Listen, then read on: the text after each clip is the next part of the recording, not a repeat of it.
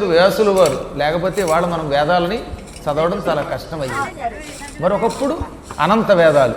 ఈ అనంత వేదములు ఇప్పుడు కూడా చదవచ్చునా? చదవలేము.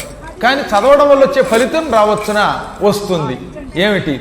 ఒక్కసారి భక్తితో భాగవతం అనే పురాణాన్ని పద్మాకర్ గారు లాంటి వాళ్ళు ఎవరైనా చెబుతూ ఉంటే ఈ పురాణములను వినండి. పురాణములు వింటే పూర్వకాలంలో ఉన్న సర్వవేదములు వినడం వల్ల వచ్చే ఫలితం వచ్చేస్తుంది. సర్వవేదేషు యత్పుణ్యం. సర్వవేదములలో ఏ పుణ్యం ఉందో ఆ పుణ్యము. తర్వాత ఇంకోటి ఏమన్నాడు? సర్వతీర్థేషు యత్ఫలం. ఒకట రెండా ఈ భూమండలంలో అనేక తీర్థస్థలాలు ఉన్నాయి. నైమిషారణ్యం, బృందావనం, కాశీ మొదలైనటువంటి అనేక క్షేత్రములు, గంగా, యమున, చర్మణ్వతి, కృష్ణ, గోదావరి వంటి అనేక నదులు ఉన్నాయి. ఈ నదులలో స్నానము చేసి తీర్థయాత్రలు నిరంతరం చెయ్యడం వల్ల వచ్చే ఫలితం పురాణం వింటే వస్తుంది.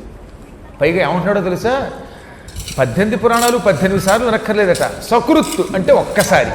సకృత్ అనే మాట ఒక్కసారి అనడానికి వాడతాం. Only once. ఒక్కసారి మీరు ఈ 18 పురాణములు వినండి. వింటే సమస్త వేదములు వినడం వల్ల, చదవడం వల్ల వచ్చే ఫలితమును, సకల తీర్థయాత్రలు చేయడం వల్ల వచ్చే ఫలితమును టక్కన పొందుతారు. మళ్ళీ ఆలస్యం లేకుండా పొందుతారు. మళ్ళీ వినండి ఆ శ్లోకం ఎంత గొప్పదో. సర్వవేదేషు యత్పుణ్యం సర్వతీర్థేషు యత్ఫలం సకృత్ పురాణశ్రవణాత్ తత్ఫలం లభతే నరః. అందుకని పురాణములను వేదవ్యాసుల వారు మనకు అందించారంటే పురాణములో ఇన్ని తీర్థములు ఉన్నాయి, పురాణములో ఇన్ని వేదముల సారం ఉన్నది. అందుకని ఒక్కసారి నీ జీవితాల్లో ఓపిక తెచ్చుకొని పురాణములు విను. ఈ జన్మలోనే అన్నిటినీ సేవించినటువంటి ఫలితం పొందుతావు, తద్వారా తరిస్తావు.